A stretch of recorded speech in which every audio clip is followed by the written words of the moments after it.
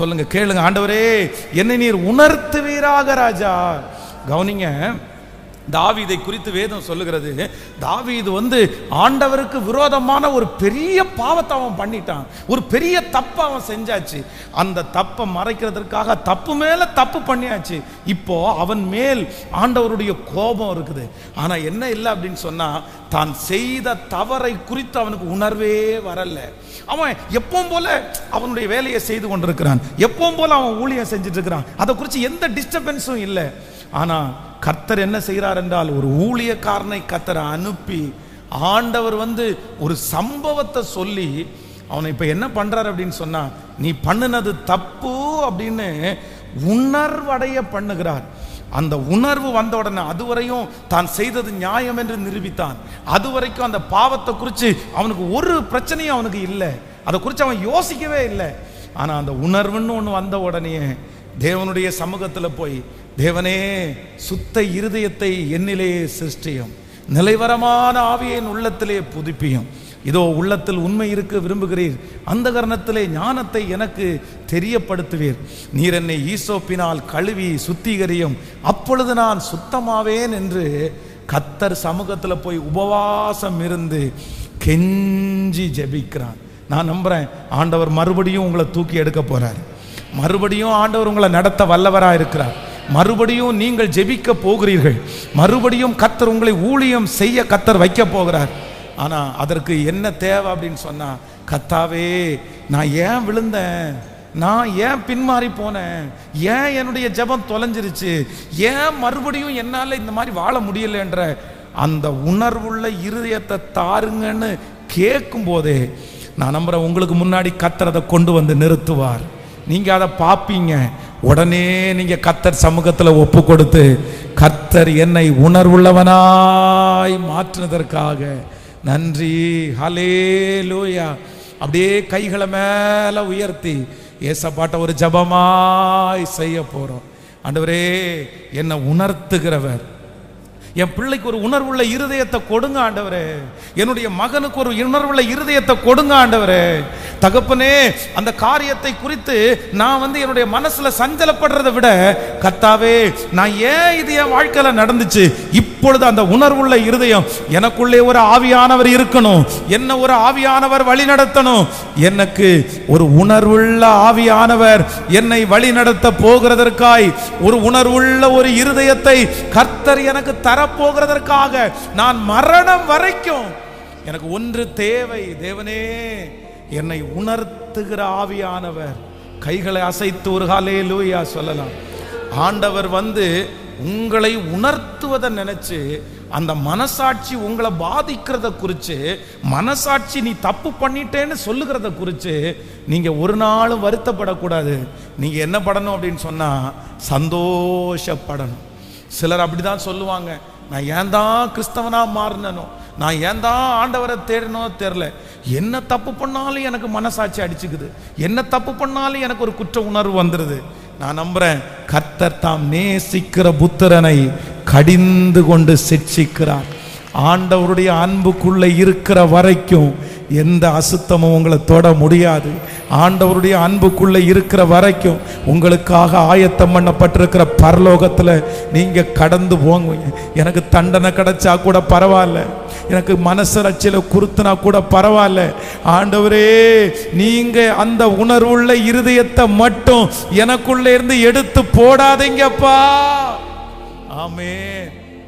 வெளிநாட்டுல ஒரு போதகருடைய மனைவி ரொம்ப நல்லா ஊழியம் செய்கிறவர்கள். ஆனா சின்ன வயதுல பாத்தீங்க அப்படின்னா அவருடைய கணவனாரோடு சேர்ந்து அவங்களுக்கு ஊழியம் செய்ய முடியல. எங்க ஊழியத்துக்கு போனாலும் அவங்களுக்கு கால் ரொம்ப பெயினா இருந்துச்சு.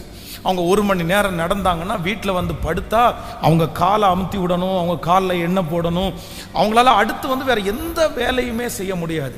அப்போ ஒரு நாள் அந்த பாஸ்டர் பல நாட்கள் ஜெபம் பண்ணினார், அந்த ஜெபத்துக்கு விடுதலையே இல்லை.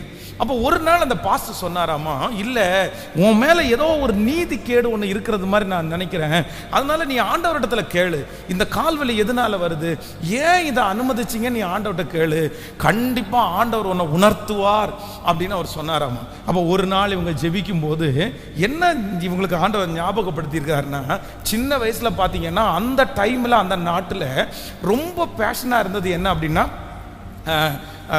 இந்த குட்டை பாவாடை மாதிரி போட்டுட்டு காலை வந்து வெளியில் காமிக்கிறது வந்து ஒரு ஸ்டைல். ஸோ அந்த நாட்களில் எல்லா ஸ்கூல்லையும் வந்து பார்த்தீங்க அப்படின்னு சொன்னால் யூனிஃபார்மை வந்து அந்த மாதிரி மாற்றிட்டாங்க. நிறைய இடத்துல மாற்றி வந்து பார்த்தீங்கன்னா யார் பார்த்தாலுமே வந்து பெண்கள் வந்து அவங்க கால் தெரிகிறது மாதிரி ட்ரெஸ் பண்ணிட்டு போவாங்க. அப்போ வந்து இவங்களும் ஒரு நாள் இந்த மாதிரி ட்ரை பண்ணி இவங்க காலேஜுக்கு அது போட்டு போகும்போது இப்போ சுற்றி இருக்கிறவங்கெல்லாம், எதுக்கு நீ போட்டு வர, உன் கால் ரொம்ப அவசியமாக இருக்குது, கேவலமாக இருக்குது. சிலருக்கு பார்த்தீங்கன்னா தங்களுடைய சரீரத்தை குறித்து ரொம்ப ஒரு தாழ்வு மனப்பான்மை இருக்கும். அவங்க கால் வந்து அந்த அளவுக்கு பார்க்குறதுக்கு வந்து நல்லா இருக்குமா நல்லா இருக்காது போல். அவங்க வந்து எல்லாரும் இப்படி கிண்டல் பண்ண உடனே ஒவ்வொரு நாளும் அந்த காலேஜ் முடிச்சுட்டு வந்து தன்னுடைய காலை பார்த்து சபிப்பாங்களாமா. எனக்கு எதுக்கு இந்த மாதிரி ஒரு கால், எங்கள் அம்மா அப்பா எதுக்கு இந்த மாதிரி ஒரு காலை எனக்கு கொடுத்தாங்க, அவங்க அப்பாவுக்கும் அதே போல தான் இருக்குமாமா, எங்கள் அப்பாவுடைய பாருங்க எனக்கு வந்திருக்கு அப்படின்னு சொல்லி அடிக்கடி அந்த காலை வந்து அவங்க சபிச்சுட்டே இருந்திருக்காங்க. அப்போ ஆவியானவர் உணர்த்தி இருக்கிறாரு, ஒரு நாள் உனக்கு நடப்பதற்கு நல்ல கால் நான் தந்திருக்கிறேன், ஆனால் மற்றவங்கிற மாதிரி அழகு இல்லைன்னு நினச்சி நீ சபிச்சுட்டே இல்லை. உடனே ஆண்டவருடைய சமூகத்தில் ஒப்பு கொடுத்து, நான் பண்ணது தவறுதான் ஆண்டவரே, நீர் எனக்கு நல்ல கால்களை தந்திருக்கிறீர், எத்தனையோ பேர் இந்த உலகத்தில் கால்கள் இல்லாமல் இருக்கிறாங்க, உமக்காக ஊழியம் செய்கிறதுக்கு எனக்கு கால்கள் தந்திருக்கிறீர். என்றைக்கு அவர்கள் ஒப்பு கொடுத்தார்களோ அன்றைக்கு அவருடைய கால்களில் பரிபூர்ணமான சுகத்தை கர்த்தர் கட்டளையிட்டார். ஆமென் சொல்லுங்க.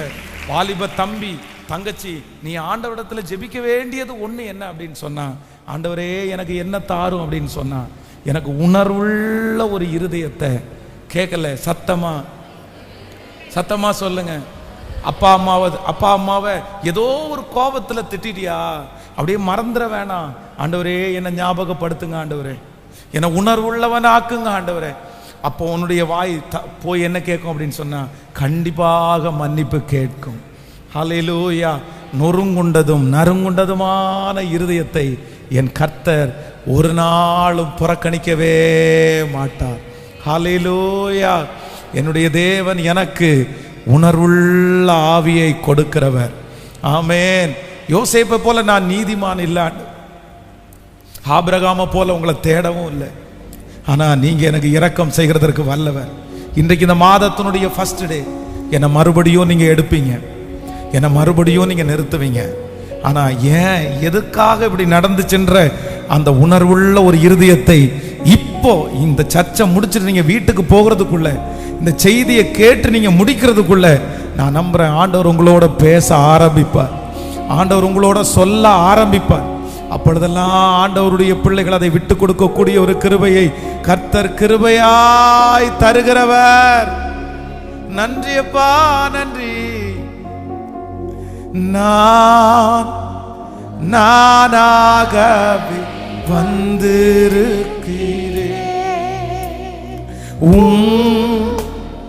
பிரசன்னத்தில் வந்திருக்கிறேன். நானாகவே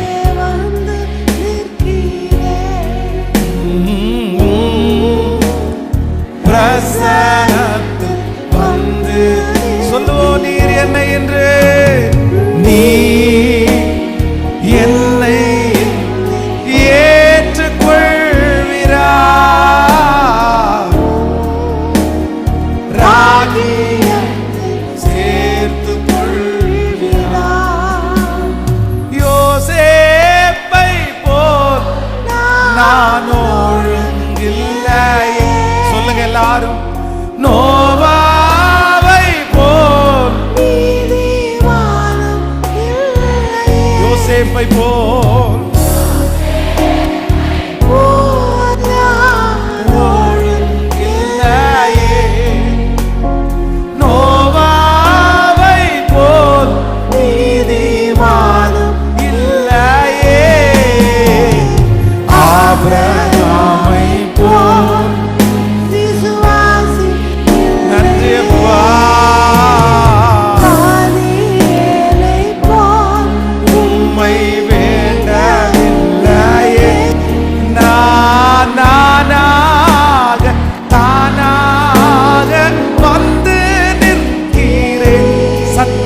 சொல்லுவோம், எங்களோட பேசுங்கப்பா.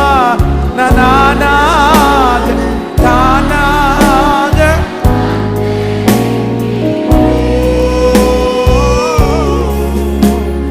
நானாக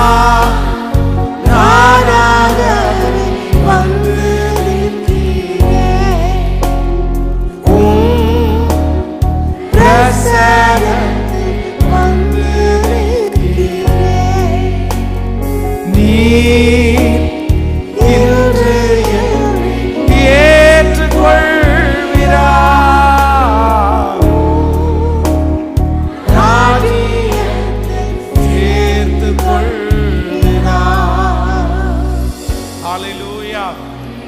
நீங்க ஆண்டவரை கனம் பண்றதுனுடைய அடையாளம் என்னன்னா, நீங்க ஆண்டவரை மதிக்கிறதுனுடைய அடையாளம் என்ன அப்படின்னு சொன்னா, ஏதோ ஒரு மிஸ்டேக் பண்ணும்போது, தவறு பண்ணும்போது ஆண்டவர் உங்களோட இருக்கிறதுனுடைய பெரிய அர்த்தம் என்னன்னா, உடனே உங்க மனசு என்ன பண்ணும் அப்படின்னு சொன்னா, உங்க மனசாட்சி உங்களோட பேசும். நீ இப்ப பண்ணது தப்புப்பா, நீ இப்ப கோவப்பட்டது தப்புப்பா, நீ என்னதான் இருந்தாலும் உங்க அப்பாவை இப்படி பேசியிருக்க கூடாது, அம்மாவை இப்படி பேசியிருக்க கூடாது, நீ என்னதான் இருந்தாலும் இதை செஞ்சிருக்க கூடாது அப்படின்னு அந்த உணர்வு உங்களுக்குள்ள வரும்போது அதை உடனே நீங்க மதிச்சு, நான் வேணா சாரி கேட்கிறேன் ஏசப்பா, நான் வேணா போய் பேசுறேன் ஏசப்பா, நான் என்ன ஒப்பு கொடுக்குறேன் ஏசப்பா, நான் இந்த காரியத்தை பண்ண மாட்டேன் ஏசப்பா அப்படின்னு சொன்னீங்க அப்படின்னு சொன்னா, ஒவ்வொரு காரியத்திலையும் உங்களை பெரிய ஆபத்துக்குள்ள உங்களை போகாம கர்த்தர் நல்ல உணர்வை தந்து நடத்துவதற்கு கர்த்தர் வல்லவராய் இருக்கிறார். நீங்க கண்டிப்பா ஜெபிங்க. இந்த மாதம் முழுவதும் ஒரு ஜெபக்குறிப்பு உங்களுக்கு இருக்கட்டும். எனக்கு நீங்க என்ன தருவீங்களோ இல்லையோ, எனக்கு என்ன தாங்க அப்படின்னு சொன்னா சொல்லுங்களேன். அவங்க வேணா கடினமா இருக்கட்டும் பிரதர், அவங்க வேணா உணர்வு இல்லாம இருக்கட்டும், அதை குறித்து நமக்கு இல்லை, அதை குறித்து நம்ம கவலைப்பட வேண்டாம். ஆனா நமக்கு ஆண்டவர் என்ன தருவார் என்று சொன்னால், நீங்க மறுபடியும் அப்படின்ற வார்த்தை உங்க வாழ்க்கையிலே நிறைவேறுவதற்கு இந்த இளையகுமாரன் மறுபடியும் தன்னுடைய தகப்பனாருடைய அன்பிற்கு பாத்திரவானாய் மாறினான். தன்னுடைய தகப்பனார் அவனுக்கு கொளுத்த கன்றை அடித்தார்கள். தன்னுடைய தகப்பனார் அவனுக்கு வேற வஸ்திரங்களை கொடுத்தாங்க, பாதரட்சியை கொடுத்தாங்க. எப்பா நீ இழந்து போனது உனக்கு கிடைக்காதுன்னு நினைச்ச, இழந்து போனது உனக்கு எப்படிப்பா கிடைச்சு, மறுபடியும் எப்படிப்பா வந்துச்சு? வேற ஒன்றும் இல்லை, எனக்கு அத்தனை நாட்களும் என் பணம் காலி ஆகிற வரைக்கும் எனக்கு என்ன இல்லைன்னா உணர்வே இல்லாமல் இருந்துச்சு. ஆனால் இப்போ நான் ஒரு பெரிய தப்பு பண்ணினேன்ற ஒரு உணர்வு எனக்குள்ள வந்துருச்சு. அந்த உணர்வு என்னை என் தகப்பனாரிடத்துல கொண்டு போய் சேர்த்தது. ஹல்லேலூயா. ஜெபிப்பீங்களா? மறக்காம ஜெபிப்பீங்களா? கர்த்தர் உங்களை மீட்டெடுக்க கர்த்தர் வல்லவராய் இருக்கிறார். நீங்கள் எந்த இடத்திலிருந்து விழுந்தீங்களோ அந்த இடத்துல கர்த்தர் உங்களை தூக்கி எடுக்கிறதற்கு கர்த்தர் வல்லவராய் இருக்கிறார். கர்த்தர் உங்களையும் என்னையும் மறுபடியும் கர்த்தர் கட்டுகிறதற்கு விரும்புகிறார். மறுபடியும் கர்த்தர் ஜெபிக்க வைக்கிறதுக்கு கர்த்தர் விரும்புகிறார். ஆமேனப்பா, ஆமேனப்பா. பேதுருவை குறித்து வேதம் சொல்லுது, பேதுருவும் அப்படிதான், அவனோடு கூட பாவம் செய்து தப்பு பண்ணின யூதாஸ் காரியத்தும் அப்படிதான். நான் நம்புறேன் இந்த யூதாஸ் காரியத்துக்குள்ள என்ன வரல அப்படின்னு சொன்னா, ஒரு உணர்வு வரல, நான் மிஸ்டேக் பண்ணிட்டேன் அப்படின்ற உணர்வு வரல, என்னை ஏமாத்திட்டாங்கன்னு உணர்வு தான் வந்துச்சு.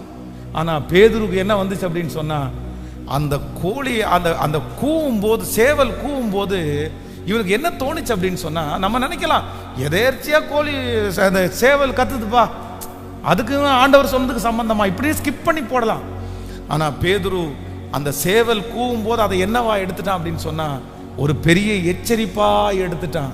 பிரதர் சிஸ்டர், உங்க வாழ்க்கையில ஆண்டவர் சில நேரத்துல உங்களுடைய இருதயத்துல கர்த்தர் உணர்வை கொடுக்கும் போது அதை கர்த்தருடைய எச்சரிப்பா எடுங்க, கர்த்தருடைய எச்சரிப்பா எடுங்க. சில நேரத்தில் சில இடத்துல மன்னிப்பு கேட்கிறதுக்கு ஆண்டவர் சொல்லும் போது, அந்த உணர்வை கொடுக்கும் போது உடனே நீங்க செய்யல அப்படின்னு சொன்னா, கண்டிப்பா உங்க வாழ்க்கையில மறுபடியும் செய்யவே முடியாத ஒரு சூழ்நிலையில தள்ளப்படுவீர்கள். அதை உங்களால பண்ணவே முடியாது. அதனால அந்த உணர்வை கர்த்தர் கொடுக்கும் போது அதை கீழ்ப்படியக்கூடிய கிருபையை கர்த்தர் தயவாய் தருகிறவர். ஆமேன். ஒரு டைம் கூட அந்த பாட்டை பாடலாமா? மார்த்தாளை போல நான் ஒழுங்கில்லை ஆண்டவரே, மரியாளை போல நான் உங்களை சேவிக்கல ஆண்டவரே, எலிசபெத்தினுடைய எந்த நற்குணங்களும் என்னிடத்துல இல்லை, நான் தானாக வந்திருக்கிறேன், இன்றைக்கு நான் கடந்து போகிறேன், எனக்கு மரணம் வரைக்கும் நீங்க என் கூட இருக்கிறது மாதிரி ஒரு உணர்வுள்ள இருதயத்தை எனக்கு தந்து என்னை தட்டி கொடுங்கப்பா. ஸ்பெஷலா வாலிப தம்பிகளும் தங்கச்சிகளும் இந்த பாட்டை நீங்க நல்லா பாடணும். மகளே, கர்த்தர் உன்னை தூக்கி எடுக்கிறதுடைய தருணமே இதுதான். ஆமென். நீ அந்த இடத்துக்கு போகும்போது உனக்கு ஒரு உணர்வுள்ள இருதயத்தை கர்த்தர் தருவாரு. நீ மொபைல கையில எடுக்கும் போது ஆண்டவர் அந்த உணர்வுள்ள இருதயத்தை கர்த்தர் தருவாரு. அந்த உணர்வுள்ள இருதயம் மட்டும் உன்னை பல இடங்களிலிருந்து காப்பாற்றும். சத்தமா அந்த உணர்வுள்ள இருதயத்தை கர்த்தர் எனக்கு தாரும். ஓ ஹalleluya, நன்றி அப்பா. மாதாளை போல் உம்மை சேவிக்கலையே, மரியாளை போல் சொல்லுவோம். மாதாளை போல உம்மை சேவிக்கலையே, மரியாளை போல் நேசிக்கலையே, எஸ்தரை போல எலிசபெத்தின் நற்குணங்கள் என்னில் இல்லையே, என்னில் இல்லையே. நான் வீணாகி பாழாகி வந்து நிற்கிறேன் ஏசப்பா. நான் வீணாகி பாழாகி வந்து நிற்கிறேன்.